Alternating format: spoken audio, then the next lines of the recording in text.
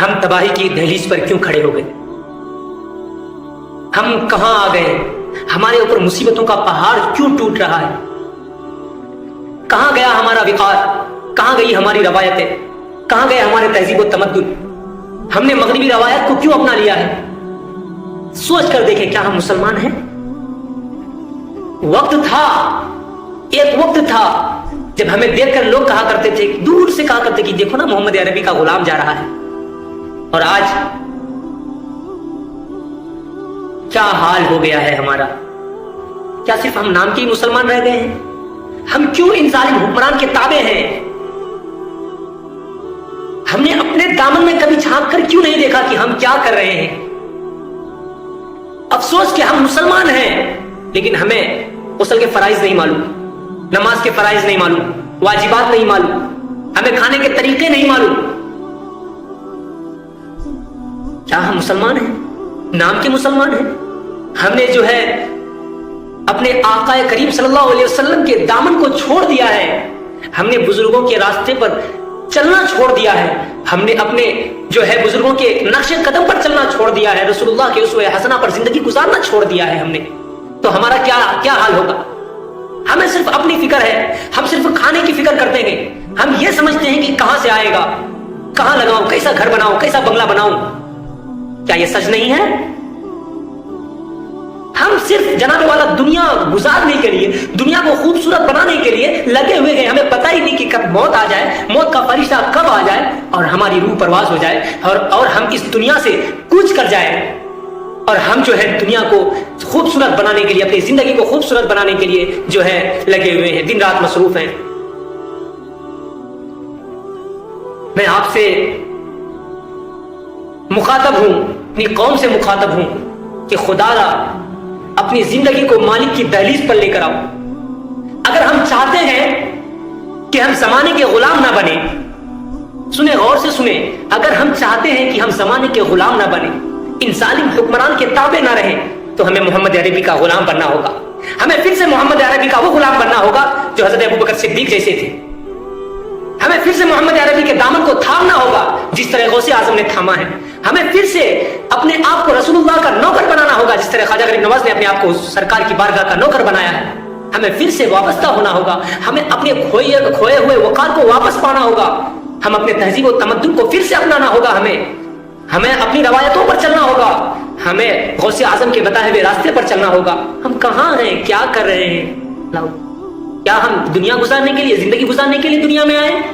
کیا اللہ نے نہیں فرمایا کہ ہم نے جن اور انسان کو صرف اپنی عبادت کے لیے پیدا فرمایا؟ وما خلقت الجن والانس الا لیعبدون. کیا ہم اللہ کی عبادت کر رہے ہیں؟ اب اگر اللہ کی عبادت کر بھی رہے ہیں تو وہ ڈھنگ سے نہیں کر رہے ہیں. جناب والا نماز میں کھڑے ہوتے ہیں تو دنیا بھر کے خیالات جو ہے ہمارے ذہن میں آتے رہتے ہیں. ہمیں غسل کے فرائض تک نہیں معلوم ہے، واجبات تک نہیں معلوم ہے، دین کیا ہے ہمیں معلوم نہیں. کیا اسی لیے ابوبکر صدیق نے اس دین کے لیے اتنی قربانیاں دی؟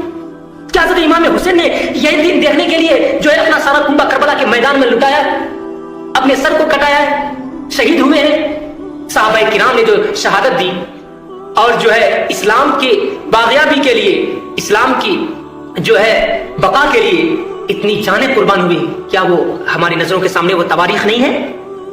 کیا ہم سب بھول گئے ہیں؟ اگر ہم بھول گئے ہیں اور ہم اپنے آپ میں جی رہے ہیں اور جیتے رہیں گے تو ہمارا بھی حال وہی ہوگا جو بغداد میں ہوا تھا، جو تہتاری کافروں نے مسلمانوں کے ساتھ کیا تھا. 1.25 لاکھ مسلمانوں کی کھوپڑی کاٹ کر مینار تعمیر کیا تھا اور اس پر بیٹھ کر شراب پیا تھا. پھر وہ سوچ رہا تھا کہ ہم کامیاب ہو گئے. جب کافروں نے مسلمانوں کو دریائے دجلہ سے لاشیں نکلی، دریائے دجلہ جو ہے سارا خون سے بھر گیا، کتنی کتابوں کو جلا دیا گیا جو ہاتھ سے تحریر ہوئی تھی. اللہ اکبر کر لیا. کیوں؟ ان مسلمانوں کی بدکاری کی وجہ سے. لیکن جب تہتاری کافروں نے مسلمانوں کو مار کر اور جو ہے تباہ و برباد کر دیا پورے بغداد کو، تو پھر وہ سوچنے لگے کہ ہم نے اسلام کا درخت کاٹ دیا ہے، اب کبھی ہرا بھرا نہیں ہو پائے گا. تو پھر اللہ نے اپنی شان دکھائی. غوث اعظم کے شہزادے تھے، اس نے تہتاری کافر کو ایک ایسا زوردار تھپڑ مارا، کہتا ہے کہ اسلام ختم ہو گیا، کہتا ہے کہ اسلام کا سورج کبھی طلوع نہیں ہوگا.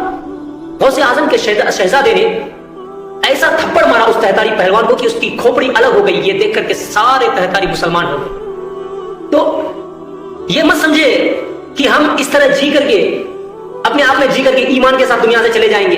یہ مت سمجھے کہ ہم جو ہے جو من میں آ رہا ہے وہ کر کے گزر جائیں گے.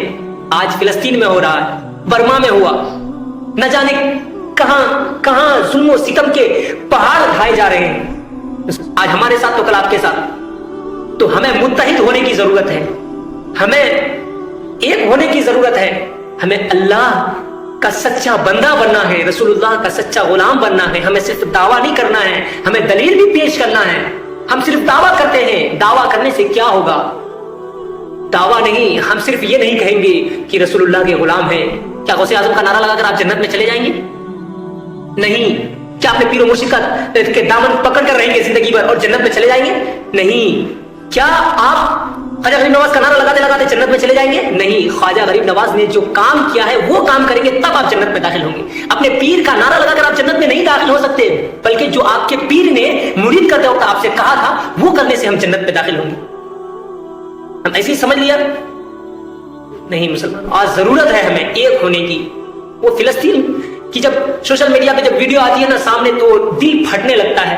یار وہ تو شہادت دے رہے ہیں بیت المقدس کے لیے, ان کا تو کوئی قصور نہیں, لیکن ہمارا تو قصور ہے. بتاؤ, ان کا کوئی قصور نہیں, ان کے ساتھ ایسا ہو رہا ہے تو ہمارے ساتھ کیسا ہونا چاہیے؟ سوچنے کی بات ہے, غور و فکر کرنے کی بات ہے. اللہ اکبر کبیرہ. اللہ ہمیں جو ہے سوچنے کی توفیق عطا فرمائے اور ہمیں اس پر عمل کرنے کی توفیق عطا فرمائے.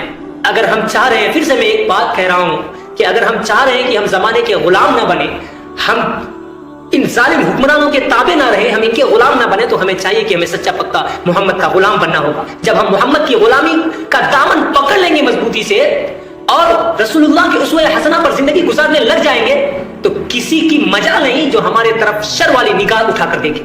تو آج ہمیں ضرورت ہے مسلمانوں, آج ہمیں ضرورت ہے خدا را ایک ہو جائے. خدا را سوچیں کہ آخر ہمارا مقصد کیا ہے, ہمارا مقصد کیا ہے, سوچے. اللہ ہمیں عمل کرنے کی توفیق عطا فرمائے.